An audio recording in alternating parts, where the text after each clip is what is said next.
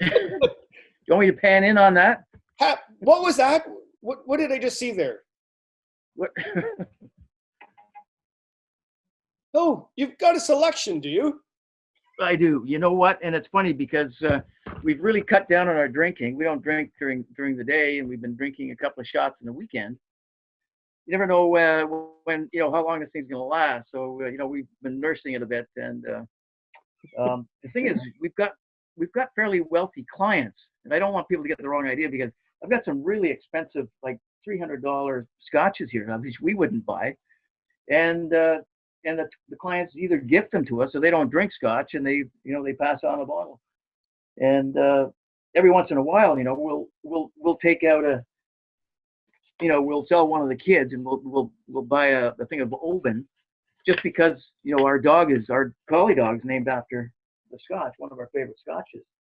But typically we'll drink Irish whiskey, and that one, you should know that brand. Yeah. So that's budget, and but it's also very good. And you can put that in your hot chocolate. I wouldn't put the Mortlach or the Aberfeldy in your hot chocolate. That'd be sacrilegious. So anyway, your life is hell. It's just hell, isn't it? Yeah, well, I always tell people it's a work in progress. So I've been making up my lifestyle, protracted lifestyle, since I was a teenager. So I kept on a fairly rigid path. That it certainly didn't, it wasn't one of in the corporate genre of livelihoods. Because you were a sketch artist, and then you went to take a job, and then you decided not to because you didn't want to live in the city, basically.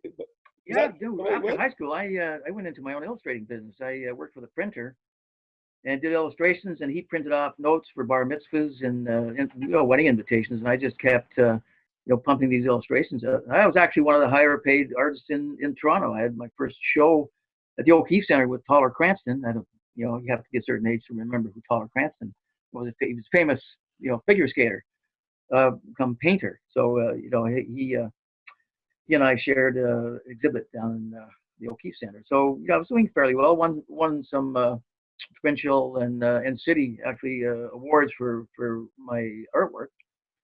And then I got the bug, certainly at an early age, canoeing. And I was renting a property north of Toronto in the country, up in Lasky, just off the King Side Road, and it was a renovated chicken shack. And I would spend the winters there, make a bit of money, and then I'd grub stake for canoe trips that would last usually about 6 months, and then go back at it. I did that for several years, then actually got a real job. I got a job as a park ranger, with a paycheck every 2 weeks. And that was the Temagami thing. So, but why the canoe at first, though? So, you basically got drawn into the wilderness and canoe tripping. But was it a person, or was it a happening in your life that made you go out canoeing? Yeah, and I have to. My father used to make survival movies for the Department of Lands and Forests. This is back in the 50s. We had our cottage north of Peterborough on Clear Lake. We were one of the first, my grandmother's cottage that was built in the early 1900s. And this is where he conscripted the help of native woodsmen from the Curve Lake Reserve. And one fellow in particular, a big native elder woodsman, craftsman, would work on the sets, and off the set he would take my brother and I out in the bush, teach us campcraft, orienteering, canoeing, that kind of thing. And I thought it was, my father he was pretty brutal. He was a physical person. He wasn't very good with his kids. So, and he was. I saw this native fellow who was very soft spoken, very gentle in nature, and he spoke more in gestures and kindness, and I really liked that. And it was all having to do with the outdoors. I thought, that's kind of my escape. I started canoeing at an early age, and just loved being in the outdoors. So I think that, and the funny thing is, years later, I got a phone call from a native First Nations friend, Alex Matthias, up in Temagami. And I didn't really know him. I knew him from the blockades. And he phones and he says, look, I've been dreaming about you. So when, when another man calls you and he says he's been dreaming about you, you start wondering, what's this about? Yeah. So I met at the Warrior Games down in River Valley, and he took me aside and he said, look, you and I were warrior brothers back in a different life, and it's just too bad you were born white this time. And your real name is Mahingan, which means wolf tooth. And yeah, we fought together, we paddled together, and you're my warrior brother. So I was honored, and I was taken aback when somebody, an Indigenous man, said that you were in another life, an Indigenous person. So what can you say? You say, well, no, I don't think so. I've got Scottish blood in me, and probably Viking before that. So who knows? So I was honored, and I thought, well, maybe that's what got me very interested in campcraft and early traditional crafts and paddling surfing. So I think that just that and the fact that I was always a bit of a loner. I never went to camp. I had a small group of friends that I would trip with. I went through the 70s where everybody else was smoking dope and going off to communes, and I went canoeing. I never smoked weed, never. I never drank until I was in my mid-20s, made up for it. And canoeing was my lifestyle. And having the job as a park ranger kind of really kick-started something that, getting paid for something that you really love. We worked hard. That was the hardest I think I've ever worked. Well, maybe not as hard as I'm working now, actually. But that was hard work, clearing portages and campsites for a period of almost a decade, and very proud of the work that we did. But got disillusioned quickly with the government. That's one of the original copies. Yeah, I've got a lot of these left over. Oh yeah, like that's. And yeah, I know. And I had somebody. Somebody just bought one off me. I think it was one of the other. I've got some of the older copies. Yeah, and it's see the first edition sold out first year, 5,000 copies, and I counted the typo errors. There's over 200 typo errors and a missing last page. So it was quickly put together, but that was the first book I put. This is one of the. Well, why did you do that? Did the government ask you to do that guidebook at the time, or is it just your own idea? Well, I've been paddling for years in Temagami. I spent a winter camping up in an old caboose camp and just traveled by toboggan, and that was tent camping. Fairly primitive style. I had found a 5-gallon pail and made a stove out of it that worked. And travel with just a sheet of canvas and that barrel stove and pull that on a toboggan, and used an old caboose cabin that was still fairly intact as a winter base. I was 21 at the time, and then that would have been 71, 72, and then just traveled to Temagami for 6 months.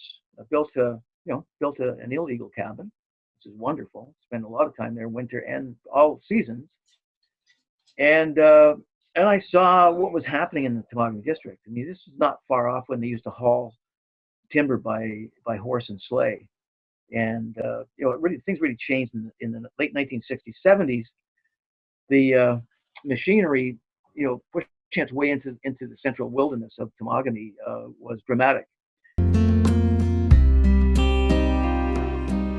This is what we're getting right now. This is what we're worried about. And all these areas that were left unprotected in Temagami now being picked away slowly. The whole notion of protecting the wilderness, it's sort of incidental, and it was part of my own personal makeup, I think, to try to protect things that I held in esteem or value, and Temagami was my protectorate. And I saw a lot of travesty at the time, accelerating logging, going on clear-cut logging. The technique in logging had changed from hauling prime timber out by horse, select logging, to mass clear-cutting. And I saw these beautiful canoe routes disappearing in Temagami. forest management in Ontario. So I went and I saw the canoe routes that were disappearing, and with no sensitivity towards towards the trail systems. That time I didn't know about the Nistagan, the oldest intact canoe trail system in the world. And it had no protection whatsoever. So I went to the government office in Temagami, and I said, look, here's an idea. You could pay me to map out, by canoe. I know all the district already. I've traveled thousands of miles, throughout the district. I know the routes. Let me compile a book so you have an inventory of routes that can be protected.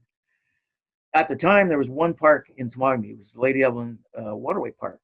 And there's actually more traffic back in the mid to late 70s in that park than there is today. And people focus on park systems. So that's, they just, everybody had to go up to Lady Evelyn. So it was getting fairly high pressure. So I said to the government, I said, look, let's spread the traffic out. Let's compile all these routes. And it took in 4 administrative districts, not just Temagami. The other 3 districts didn't want anything to do with maintaining and mapping out canoe routes. So they gave us, I got the permission to travel in a 10,000 square kilometer area. It's a huge area, and map all the canoe routes out in 1977. I was hired in 1976 as an illustrator, and I did the Kayak Trail at the Samuel de Champlain Park. That was my first job. Moved to North Bay. I was just my first wife. Just got married actually, and then from 76 to 84 worked as a park ranger, or I was often called garbage ranger by some of the higher echelon. And previous to when I had the program, they had a couple of guys go in and they'd go and party for 10 days with 3 or 4 cases of beer, find a nice campsite, and just lounge. So when I took over the program in 77, everybody was laughing. He said, "Oh, you got a great job. We know what it's like to go out canoeing and just camp and just drink beer." And so I spent as little time in the office as I could. I worked my ass off, and so did my ex-wife. And I had a small crew, usually 2 guys, and then later took junior rangers out for 10 days at a time, 10 days on and 4 days off.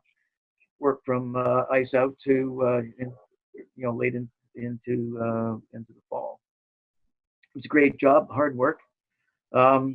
Quickly became disillusioned as more people wanted to go to Temagami. The book was really successful, and continues to be. It's my best-selling guidebook still. But the more people that wanted to go to Temagami, the smaller my budget became. And our crews were cleaning up garbage from accessible sites like the boat accessible sites, like some of the larger lakes used by spring fishermen, summer fishermen, and hunters. And that's where the bulk of the garbage came from. And so we did, I think every year we take out approximately 3,000 bags of garbage. And most of that was from, the high intensity use sites off the big lakes that were motorboat accessible. Canoe routes weren't bad. The canoe camps had a can dump, traditional can dump, as you probably remember. And they would burn and flatten their tins and then throw them in sometimes burn and flatten their tins and throw them in the can dump behind the campsite. So every campsite had a can dump. So my first crew, I hired 2 guys that worked as guides from Camp Waban on Lake Temagami. So they knew where all the can dumps were, all the campsites. So it was, and that worked out well. It's okay, you guys, you know where all the can dumps are. And it's interesting because you go back into the archives of, what people ate back in the, these camps are old. They're, Camp Key Waden, turn of the last century. So they've been out there for more than 100 years. So you're digging through, you're cleaning up this garbage in these can dumps. You come across these old billy pails and big tins of corned beef you don't see today, like 5-pound tins of corned beef, perfectly preserved, because modern campers throw all their shit and plastics and things over top of the archaic stuff that's been there, for 100 and some odd years. So it's well preserved down at the bottom. So all this stuff came out. We bagged it, canoed it out, flew it out. Got to a point where the government said, okay, we can't afford to fly it out anymore, so you have to bury it. Okay, have you tried burying, 50 bags of garbage plateau. You know, it's a joke. And this is what it came to. And I'll tell you, it's some of the hardest work. So we had to flatten, everything had to be flattened. You gotta remember, you know, all kinds of, you know, vermin climb into empty bottles and cans and things. So we had to break all the glass bottles, all the beer bottles had to be smashed. So all the stuff splashing up in your face, you know, the beer bottles with dead mice in, and it's all splashing up. Collecting 5-gallon pails of, you know, fishermen just leave the pails full of excrement. And, you know, one case I remember writing about it in Trails and Tribulations was, you know, working as a park ranger, and this bag was left in a tree full of fisherman excrement, beans and fish. So, and it's been sitting there probably for 2 weeks. Oh. This plastic bag hanging in a spruce tree with all these gnarly branches, and it's expanding in the heat of the summer. Oh. Balloon. So I'm trying to do a surgical operation, trying to break branches away, and my crew is behind me looking, waiting for this thing to explode, and it's full of gas. And I'm just about to get it out, and somebody makes a comment behind me, and I start to laugh, and it pokes a branch, and it explodes all over me. And of course, my crew's laughing and running away because I'm chasing them because they're idiots. And you know, we had to clean all the stuff off the campsite. So, I mean, it was a tough job. It wasn't just, you know, slashing away and clearing, you know, easy portage. That was probably the easiest work.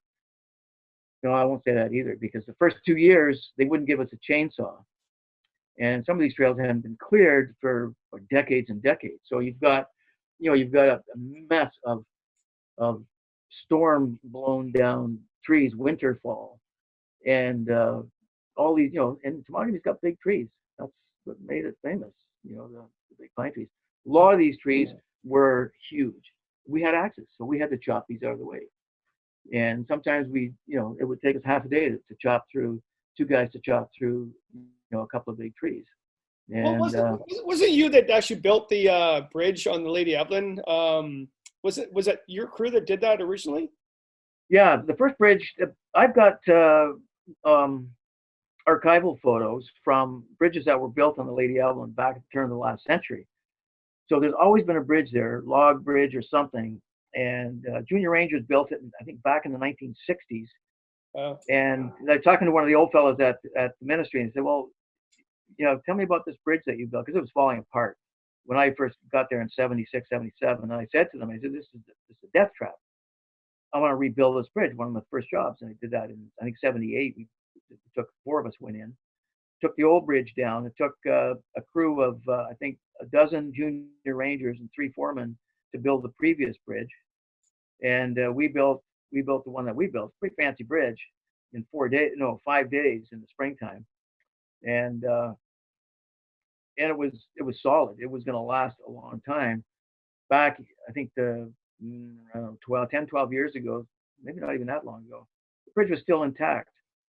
And they had a couple of rotten planks at the lower end, which just needed to be replaced. All of the stringers were solid. So the government took the whole thing down and just left it laying there. Yeah, I find it bizarre because when I guided in Temagami, I remember that bridge. And not to say that if a bridge should be built or not, but if you're going to maintain a canoe, you have to maintain it. And you really, that portage without that bridge is just brutal. Well, that's very well, nice. It is. And that's, don't tell anybody, but, you know, there's a special project going on, perhaps. But we'll see what happens. That something may appear there. You never know. We've got lots of time on our hands. Well, yeah, that's true. Who maintains Temagami now? I was asked that the other day. God. Is it the crew? The crew. Yeah, the crew.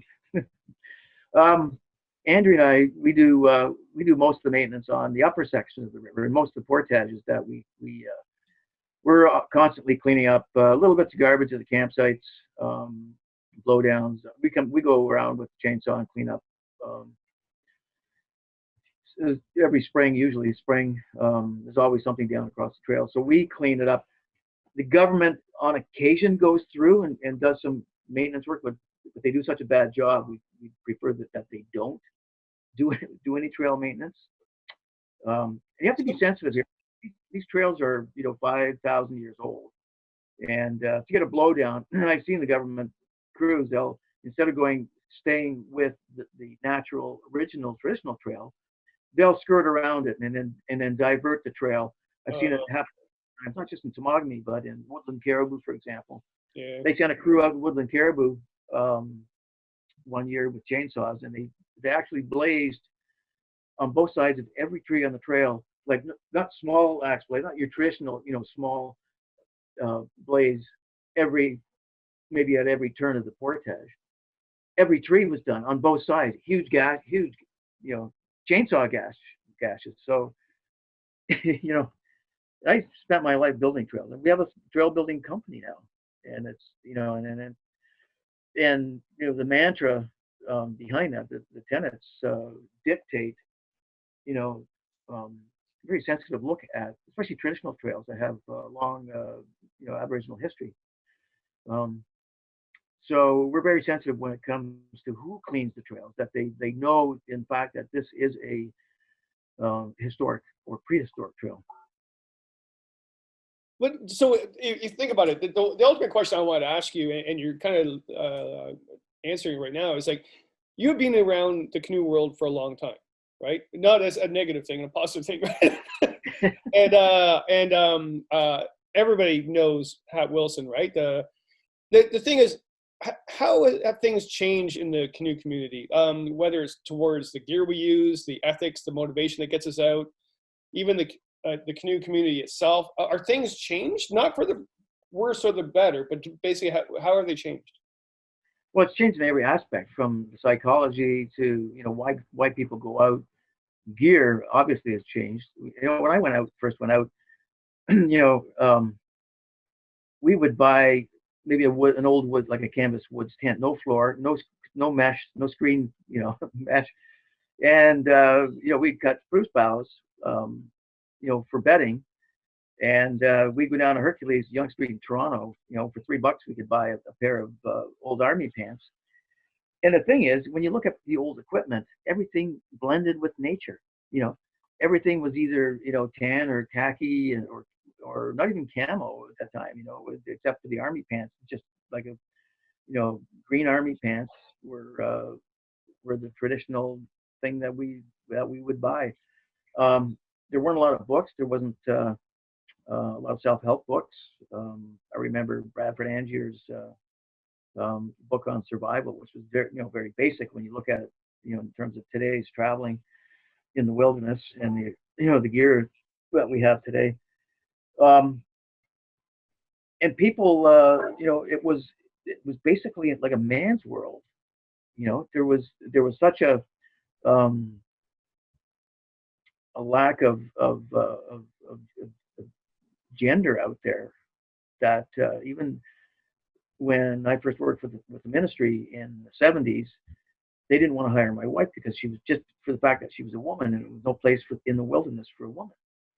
And I said, well, that's, we're gonna obviously change that.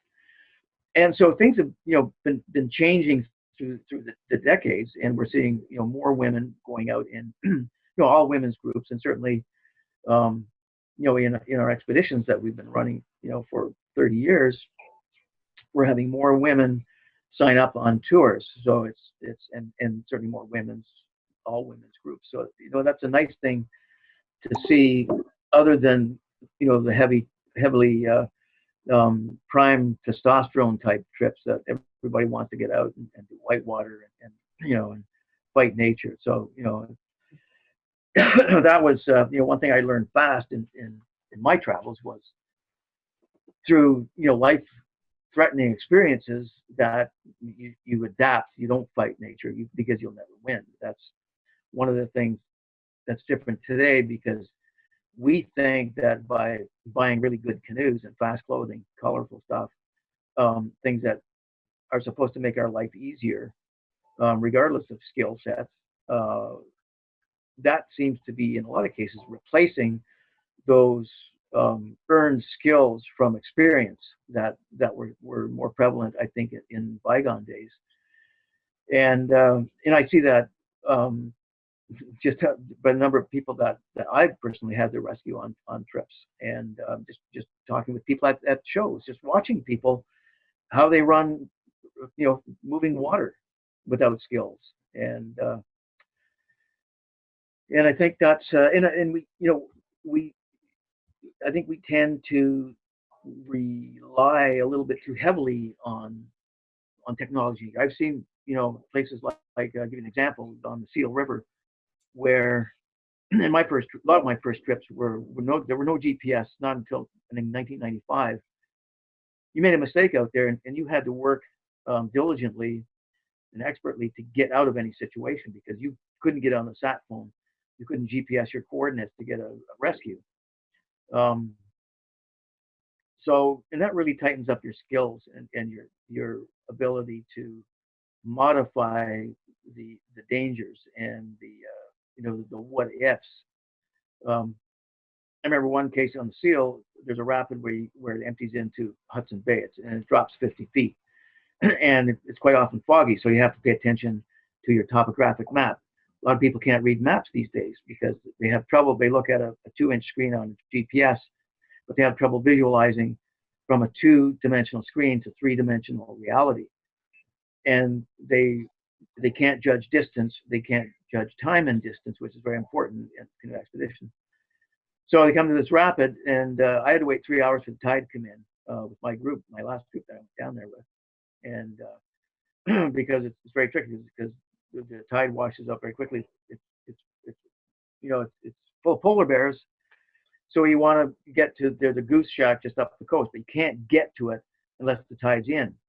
But you've got the 4th largest river in Manitoba dumping down into Hudson Bay at the same time the tide is coming in. So you can picture the bottom of those rapids, with 10-foot swells, and that's the only time you can get down and get out and have deep enough water in Hudson Bay to get up to the goose shack. Anyway, we're there with my group safely to we could get our canoes within almost 100 feet of the goose shack. If the tide goes out, it's almost a kilometer away. So I had this next day. I saw this group coming in. They were a kilometer away. They pulled their canoes in. So I walked out with my shotgun in case there's polar bears, because they like to hide behind rocks. And they were all laying their clothes out on the rocks. What happened? I said, well, we don't have maps. We just have a GPS. And I'm in the lead canoe, and I'm looking at the GPS, couldn't quite tell where I am.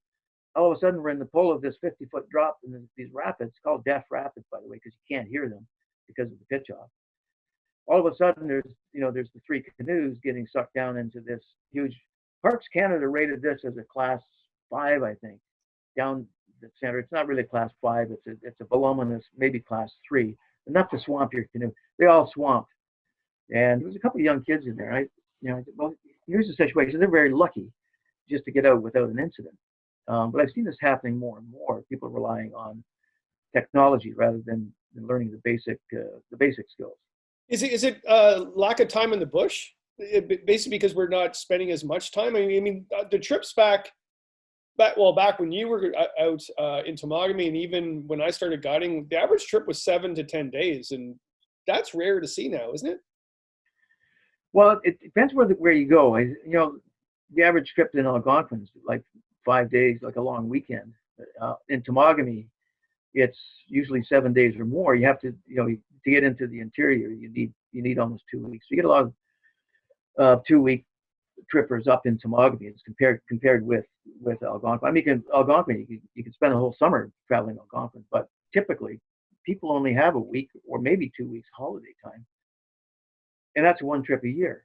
One trip a year isn't going to teach you the skills that you really need in survival situations when times really get tough. And I think that's probably one of the problems is that why people are turning more to buying equipment that they think will make up for the lack of time spent learning the skills. Do you find that they're not as comfortable out there? They think more that it's a challenge. They want to challenge nature, and they actually think it's the type A personality where they want to race through the wilderness as opposed to immerse themselves in it. Do you find that? Yeah, I think I just call them collectors, because I've had some clients on my trips, and who sign up because they want to do the big rivers in Canada. They want to do they want to do the Nahanni, they want to do the Moise, they want to do the Sanabi, they want to do the Thelon, and they'll do it once, and then they'll just tick that off on their bucket list. And I've done some trips like Lady Evelyn. I've done it probably more than 200 times, and every time I just cherish every trip. The Des Moines, I've probably done it maybe 24 times. Blood Vein, you do it, the Blood Vein in Manitoba every 2 or 3 years. Thelon, I've been up there several times, and you really you need the time to do that. It's fine, in a job like you and I have, you have time off, probably mostly in the summertime. Our season starts as soon as the ice is off, and as soon as it freezes up. So we're fortunate in that way that we don't have real jobs. we can do for a living. So and that makes me laugh, because people think, oh, what a carefree life. The life of a guide, which is a bit of a joke. I love what I do, and my wife Andrea, she loves what both of us love what we do, but it's tough and it's stressful, because if you've got we've changed how we outfit and how we guide trips. We'll only guide trips now if we have a group of people that know each other, friends, and makes it simple and easy for us. In the past, I've had, I always write about when I first started guiding years and years ago, when I had the outfitting business. I started doing wilderness trips, guided trips, on a, say, professional basis. I put three Marines from California with 3 gay guys from Toronto on the tour, and it was great. It was fine. It worked out fine. But I've learned that you really need to investigate people and why they join up on these expeditions or trips, why they go outside. So we've kind of tightened up on our our application forms. We want to find out more about people, because people aren't honest when they sign up for things about their skill level, for one. I've had so many expert paddlers join up, and I wouldn't even call myself an expert, because there's always something that you can learn, always. I'm a good paddler, and I'm not comfortable with the term expert, but I've had a lot of people sign up as expert paddlers, and they were nowhere near expert when you get them out there and you see, their lack of required skills, especially for doing the tougher trips. So you get somebody signing up for a higher end whitewater trip that doesn't have the skills, and that's problematic for the group. And so that's one thing. If you're not honest about your skill level, it makes it hard from a group dynamic. So we try to investigate a little bit more. We don't ask them if they're gay or not gay, or what their religion is, that kind of thing. Well, is that what the group dynamics? Is that what happened on River of Fire? I mean, that book is phenomenal. And boy, I tell you, the end scene where you had the gun in your hand. I still wonder. Like, I know you have two, but I'm thinking this book here. Here you go. Yeah, no, it was. Well, it goes into a lot of detail. I mean, I can't explain. I don't want to say too much about that, but it was a whole different situation. This was a tour that I pitched to Men's Journal magazine in New York, and with I guess an assistant guide who is one of the main characters in the book. Why, basically what went wrong was that he had some social disorientation going on. That, to put it politely. So, I mean, the dynamic of having 2 neophyte paddlers, a photographer and a writer who didn't really have any experience. So, teaching them on the fly, a river that I've never done, in extremely high water, which changes the dynamic, as you know. Running in high water is a lot different than running in low water, certainly. So it's just all these things coming together. At the same time, the worst wildfires in Manitoba history. With and up there, fires just burn freely because it's it's a fire dependent ecosystem, so they just let them burn. And there's no marketable timber up there anyway, so they don't really give a shit. The fire fire burns a couple of paddlers, who cares? And first trip down there in '94, we didn't have any way of contacting anybody anyway. So, but we have the story in the book, and I don't like to concentrate on look what I did. This is my adventure, which was remarkable in a lot of different ways. It was a story about the Saase Dene people who were relocated back in the '50s to Churchill, and all and sickness and everything else that goes on with forcing a people to relocate in a white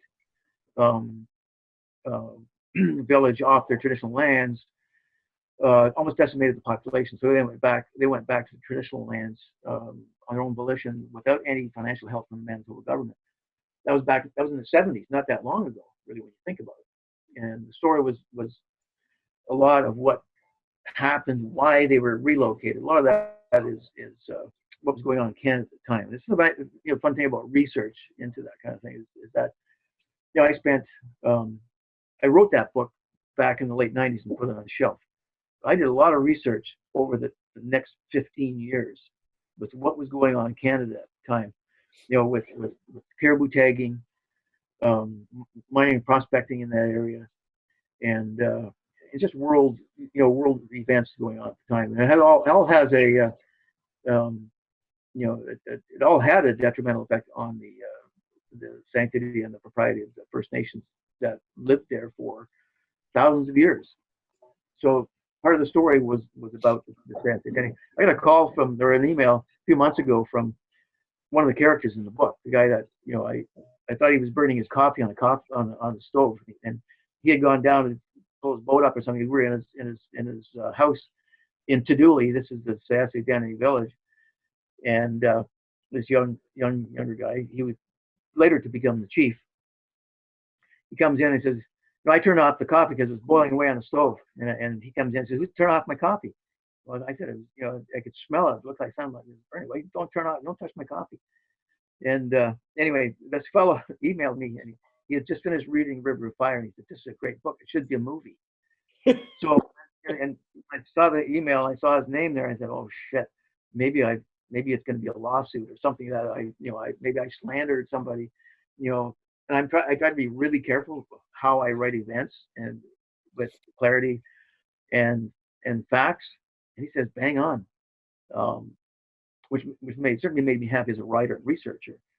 And now I'm involved because we always find a lot of archaeology on these trips, and Dene had lost touch with a lot of these waymarkers. They traveled the land. They weren't canoe people. They traveled the land. So they had these huge boulders and waymarkers of stone. Some of them were quite well known, and we found a few of these, and along with tooling sites and grave markers and lots of stuff. So we handed this over to the Dene people, give them the GPS coordinates and maps and things to all these sites, because they want to make the Seal River now, the whole watershed, into a tribal park, which is kind of a new idea in Canada. And it's nice to be helping them out in any way I can. And so that's things are changing in some of these northern villages and just glad and fortunate to be a part of the changing. Well, you've done that. You think about it. Like I was actually talking to Frank Wolf the other day, and he interviewed you as well, and highly respected you. And he he interviewed you because you weren't on the list of top explorers of Canadian Geographic, and he was pissed off. So, but he said a really good point. He said, for all these years, you've been fighting for the protection of wilderness, and also First Nations people too, but the idea of wilderness protection. And you even dipped your toe into civil disobedience throughout your life and things like that. The blockades certainly took a lot of work, took a lot of organizing, and I know my wife Andrea can attest to some of the hard work that it took to set up blockade camps, to make sure people were safe, to make sure every daily activity, everything from using bike locks and chains to fasten yourself to Komatsu bulldozers, to demonstrations, to obstructing police cars and that kind of thing, which went on back in the 1980s. And now, are there any regrets of doing that, or are you still 100% solid of what you did, or even in that sense, did you climb that hill? Do you actually feel that you're disillusioned? I'm disillusioned with some things, certainly not with the work that I've done. I've been kicked out of I won't mention any names or shows because of my environmental views. I was told by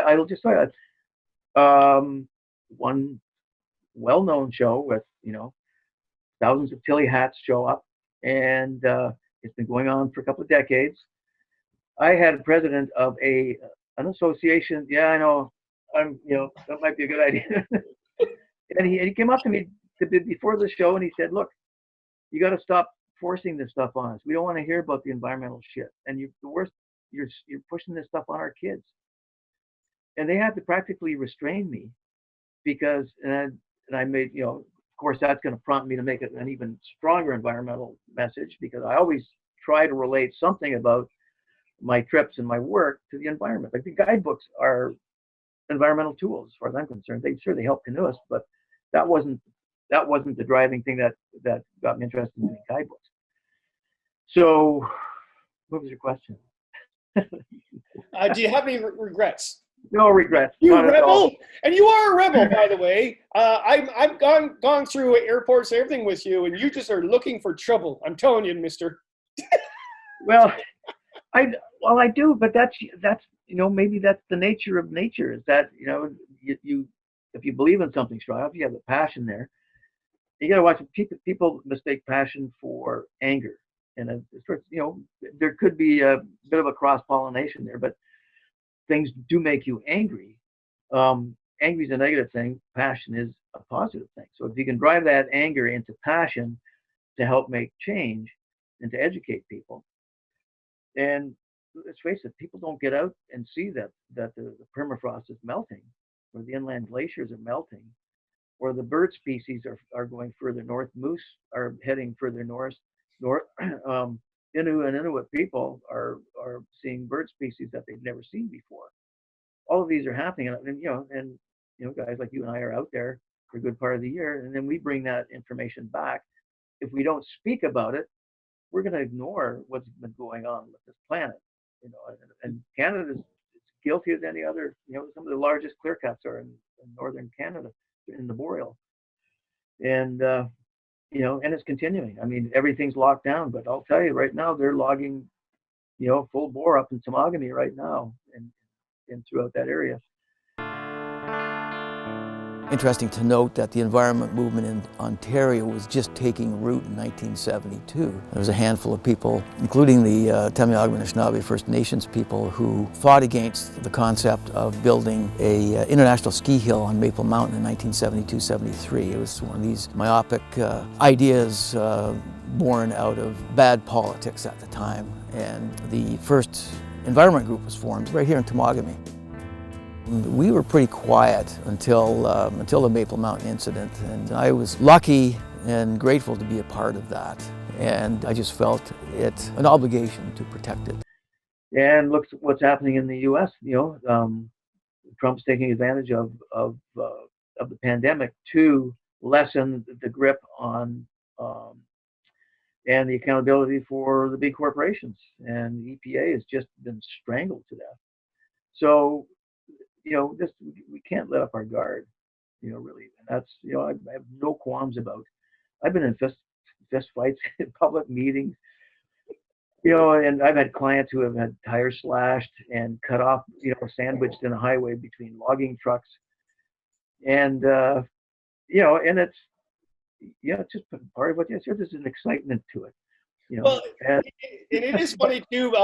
It is funny too, knowing you in the past, whatever. I think I've told you this story before. It was the classic Hap Wilson story, right? So I'm paddling the Montreal River. I was writing that book, Rivers of Ontario and Quebec, and writing a guidebook. And idolize what you did, and I'm doing all this stuff. And then I get to this one portage where this guy is cutting a bear apart and cutting the gallbladder out, most likely to sell it somewhere illegally, more money than drugs, right? And of course, I'm trying to ignore him because I'm thinking, I've been by myself for a couple of weeks. I don't want to associate with this person. And he goes, hey, looked at my canoe and he goes, you're not a Hap, are you? And I said, who's Hap Wilson? I don't know who he is. Yeah, your banjo's playing. Oh my Lord. You must have dealt with that. Well, you probably still do with that. But I remember the day too, where people in Temagami, because I worked in forestry in Temagami too for a number of years too. And yeah, there was people that didn't like you there because of your conflict, right? So. Well, and even though we were the environmental movement, and we were instrumental in forming our own group, which is still going strong as Earthroots. It was the Temagami Wilderness Society back then, and it was internationally known for protecting one of the last wild spaces on the planet. It was listed, I think, number 32 in the IUCN, the International Union for the Conservation of Nature, list of endangered spaces. So, and we had international press there, and so it was a big deal. And and I remember in the outfitting business at the time, when we were trying to run an outfitting company in a logging town under duress, certainly there's I had to move my business. I got kicked out of town. I had to move my whole business out of town. Death threats. My first wife was threatened with rape. We were robbed about 14 times. People don't realize that this isn't the United States either. This is Canada. This is stuff that was happening in the north. And the thing is once you raise the alarm about what's going on, the rapacious rate of logging without any kind of environmental controls, ecological propriety, you sound that alarm, and immediately you're tossed in one camp, you're either for or against the logging, and they're all a bunch of granola munching, tree hugging Greenpeacers, pushed way over on the left, whereas you've got the loggers with chainsaw in one hand and the Bible in the other, and so and the press doesn't help because that's the way they report on story. They like it to be rough and if it bleeds, it leads. So press didn't help things. So and everything escalated. So they thought that basically the environment movement was trying to shut down industry, and we weren't. We were trying to make the government responsible and in their management plans, whether it be fish and wildlife, forest management, roads. Big issue were the roads, and the creation of parks and protected areas. So all of these things came to a head back in the 80s through the 90s, and it's still rearing its ugly head in Temagami. So things haven't really changed. And even though through the pandemic, we had to, we closed our office in Toronto. Basically, everybody's working from home. But we've still got a law case against the Ontario government for its forest management plans in Temagami, and we're still pushing that from home. We're still fighting the fight, and we can't lift our guard. And so it's just what we do. If you love canoeing, if you love the wilderness, I don't want to just see wilderness portrayed on websites and picture shows and videos. I mean, we need to be able to, save and protect some of these valuable places for children, grandchildren. You've heard it before, and because of the importance of our cultural history of saving traditional lands, because they are traditional lands for the First Nations people. I wrote a script for this, and I haven't even looked at it. Okay, so I got the cheap version of Zoom, so it only gives me a certain amount of time, Hap. So I got 2 questions that I really want to ask you. One is, you've written guidebooks, you've written novels, you're a fantastic photographer, you're an incredible artist. What gives you solace? Well, of all those things you do, what is the one thing that actually gives you solace at the end of the day? Well, I like being out there. We've done the guidebooks take several years to compile. The last one took 5 or 6 years for the Lake Superior, Manitoba book. and that you know, and very proud of the work that we do. That's this book here. We have an online store now. Yeah, online store. It's a really good book. Really, it's really well crafted together. Well, it doesn't.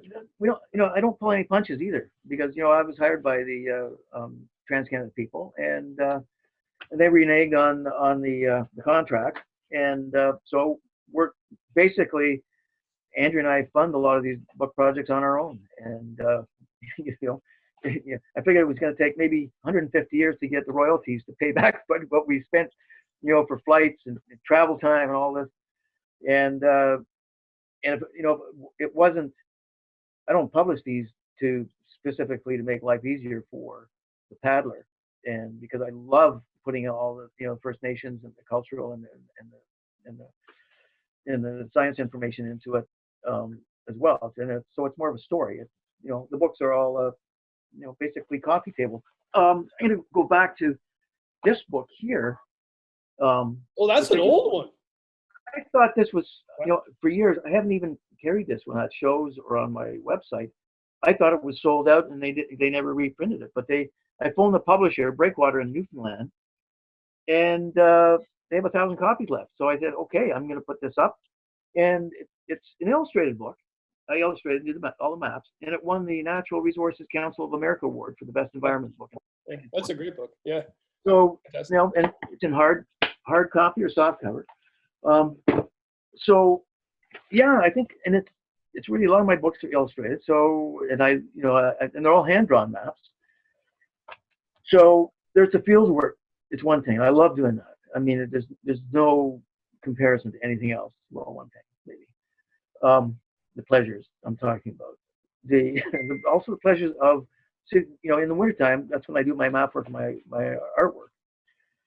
And so it's like reliving the route. Again, I'm drawing these maps out, and I'm paddling. I know all the the points and the rapids and the rocks and the prehistoric sites, and it's all it's like doing the whole trip over again and over again. So that's a great pleasure to me. It takes actually more time to do the maps and the artwork than it does the actual field work, if you can believe that.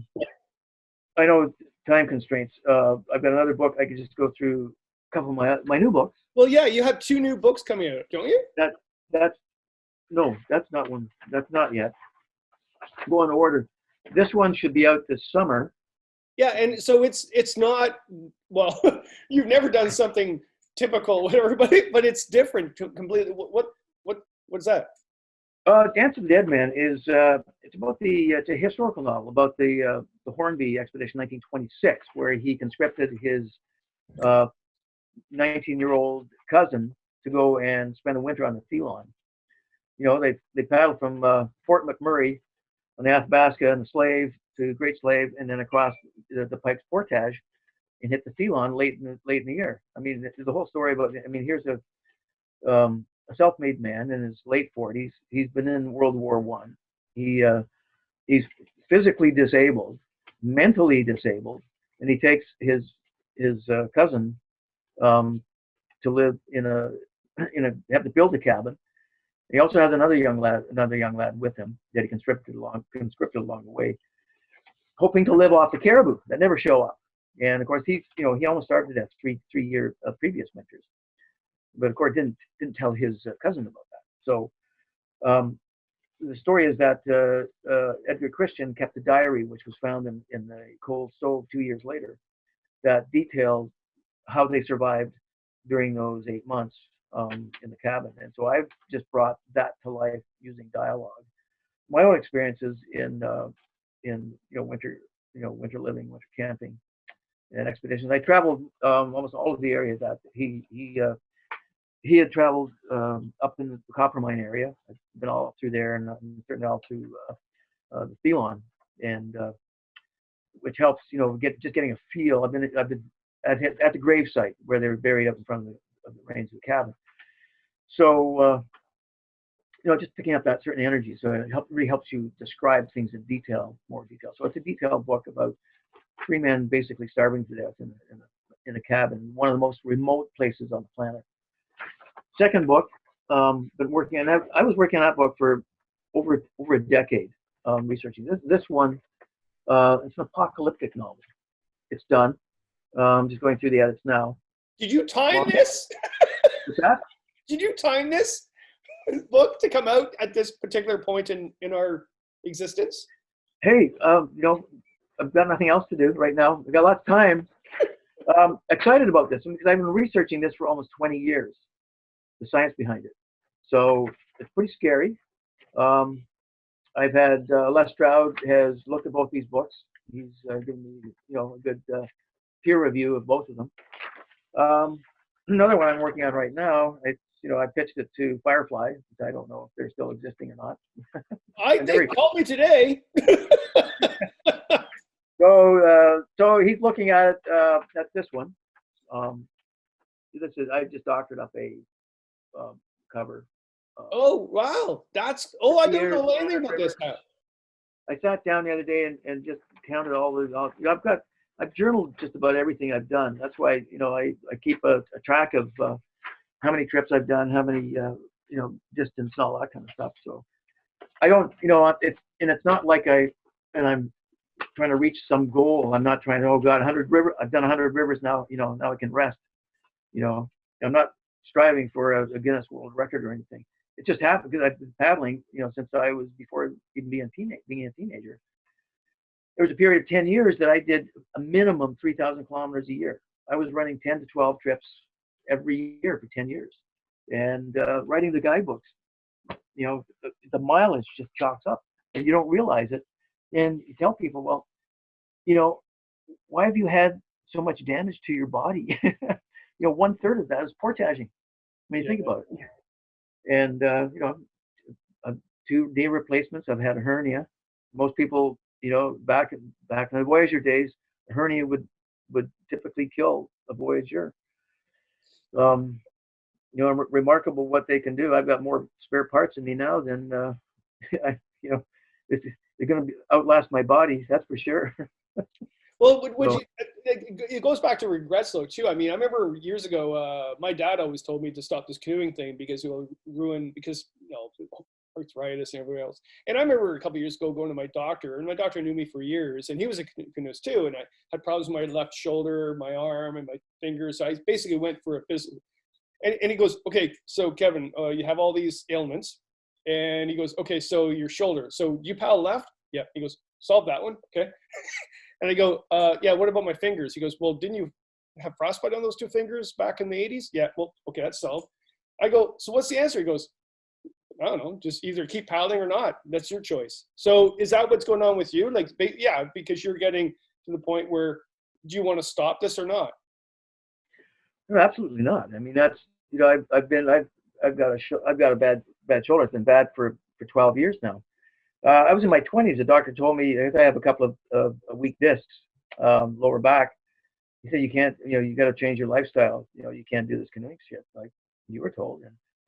And I just said that's bullshit. I said I worked hard to build up the muscles in my lower back to compensate for any weak areas in my bone structure. Same with knees. If you have strong muscles in your legs, that's going to protect your joints. And for the amount of mileage and the work that Andrea and I continue to do, whether it's trail building, carrying heavy stuff all the time, working, at our lodge, we have to paddle and portage all the materials into for our lodge up north.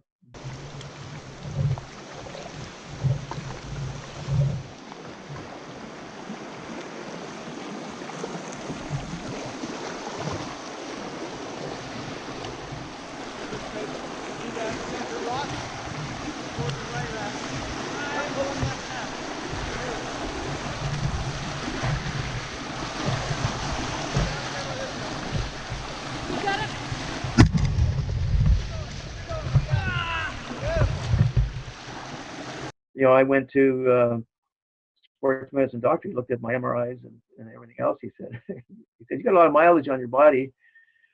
My best advice, just keep moving. And that's what you got to do. You got to keep moving. And that's I think that's what's even though I've got aches and pains on my aches and pains. I've got I've got fingers that are going south. I don't know if you can see it on the. What They the hell's going on with you? but from gripping a paddle for so many years, it's formed around a paddle grip perfectly. So, but these are, I mean, these are things that you live with. My grandmother used to say, "Well, you make your bed and you lie in it." Really, and that makes good sense to me. Well, I find you very sexy still, Hap. You're a very attractive man.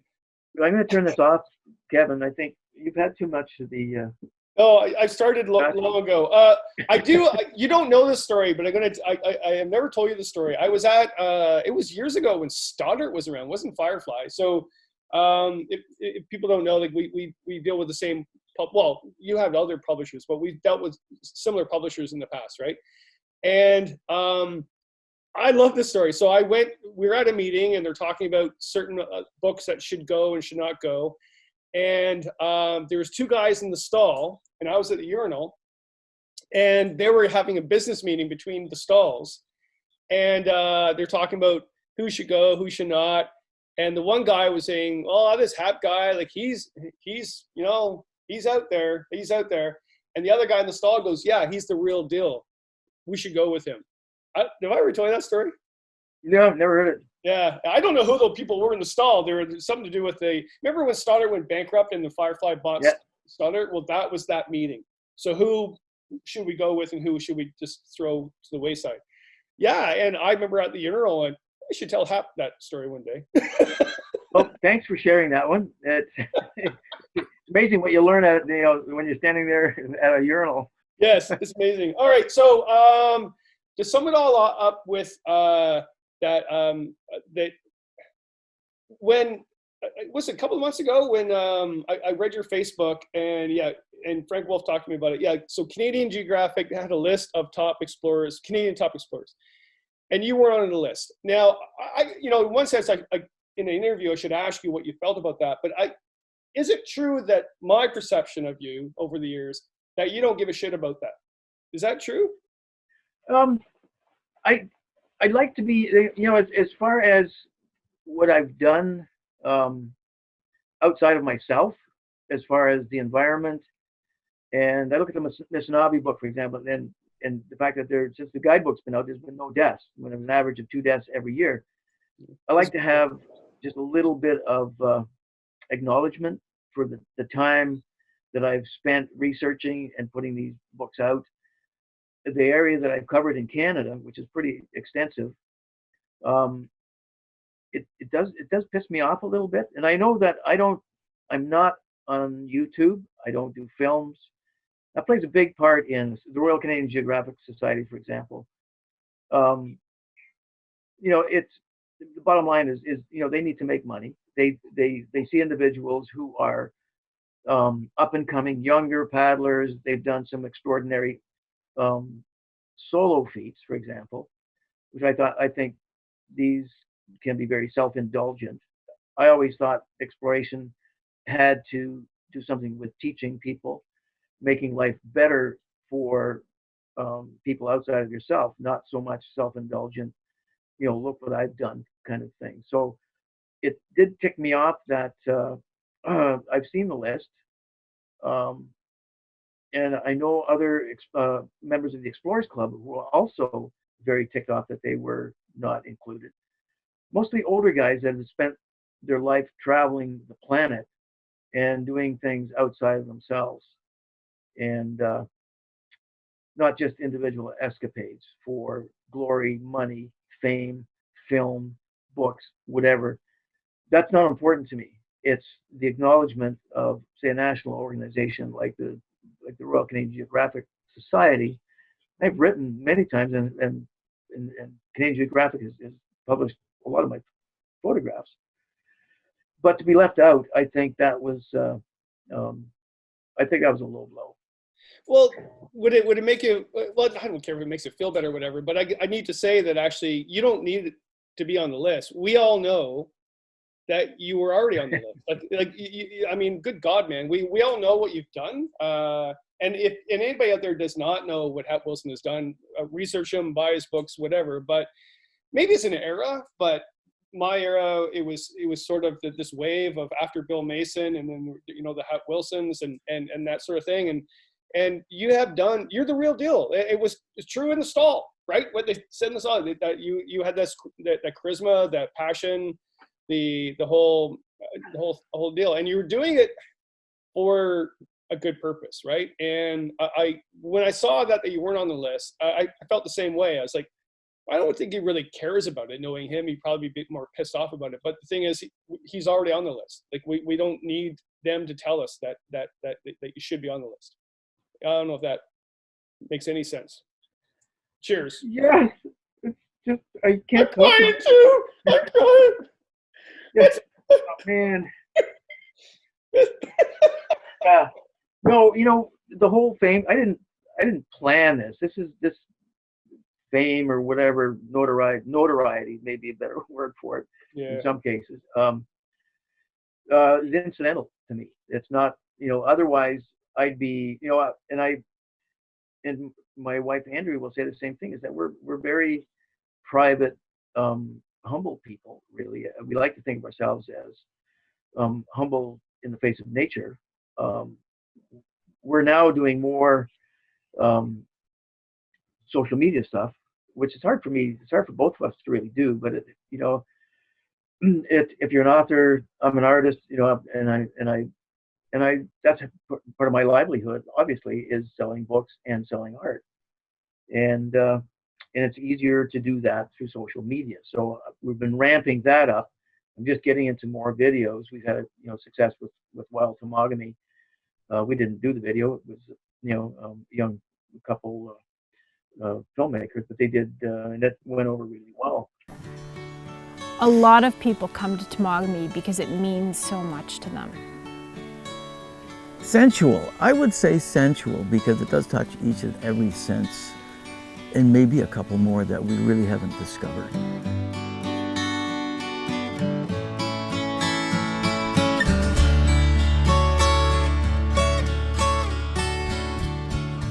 Temagami is unique and beautiful to me for its topography, the huge pines, the vast amount of rock, the deep water along the shoreline, just the whole natural beauty of it.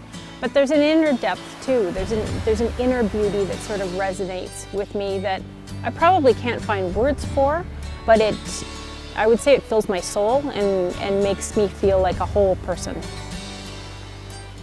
Artistically, photographically, there's so much to see here, so much to paint, sketch, write about. So there's so much inspiration in Temagami for me personally. Always has been.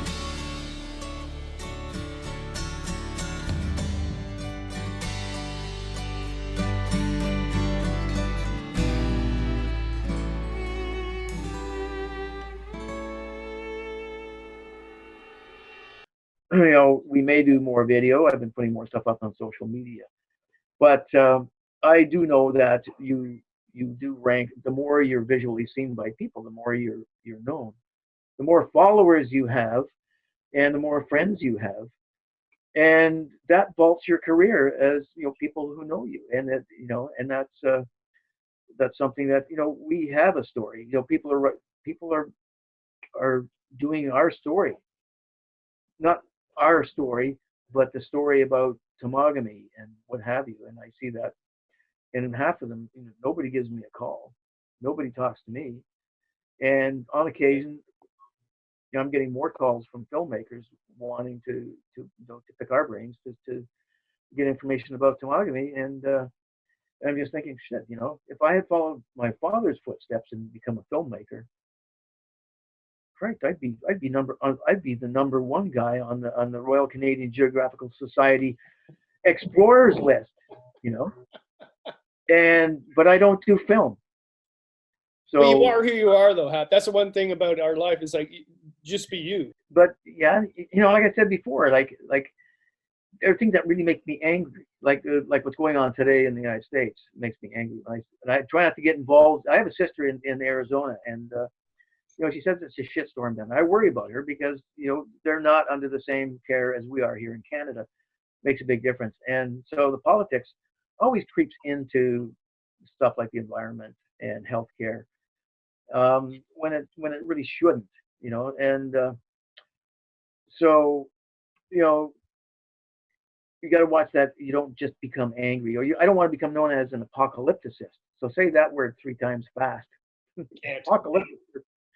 I've been So drinking Belvini. yeah, because you know, there's always got to be. You always have to have faith that things are going to change, or you can affect change somehow. And that's the way I look at it. Is that and that is through what you and I do as writers, guidebook writers, is that you try to share that message. You know, and it's not. You know, and I know that's just your personality, is that you share your experiences. It's not like, look at me, look what I've done kind of thing. It's like, what can you learn, other people learn from your mistakes and your mishaps and your adventures. And that's, you know, I think that's what keeps me doing what I do, is because I get tons of emails in, you know, patting me on the back, and it embarrasses me because I just do it because, you know, I'm passionate about it. It's, you know, I've done it for so long, is that you don't think about it anymore. Well, all right, cheers. Well, that's it. I can't believe Zoom hasn't cut us off, but we only supposed to have 40 minutes, and you've been going on for 3 hours. Cheers. What kind of glass is that? That's a Jacobite. That's a Jacobite glass. You toast the Jolly, what is it? Bonnie Prince Charlie. Bonnie Prince Charles. Sorry, my wife just yelled down from up above. Because I was wondering what, it's not the, you know, we've got other glasses here. And pretty typical. I mean, we also have the Quake. That's, you know, the. Oh, that's lovely. Shared between friends, right? Wow. All right. And then we have the Bush tumbler, you know, that's. Oh, that's very nice. Yes. Yes. So, and, you know, snifter, that's actually a glass for brandy, but it's also used for, you know, for throwing a couple rocks in. And oh my Lord, you're going through the isolation quite well, sir. Like, yes. Well, okay. I'm going to cheers you with bourbon, because, you know, just to cheers our American friends, because we have a lot of American paddling friends that I would like to cheers for right now. I mean, all of us, but I do. My Lord, a big storm's coming across the lake right now. Woo! I hope we survive. Well, hold on there a minute. All right. I'm not going to open any of the $300 scotch. No, I don't do that. Yeah, well. But we've got writer's tears here. That's good. And that's good. Don't start crying. Don't show yourself. All right, ready? Blanchard.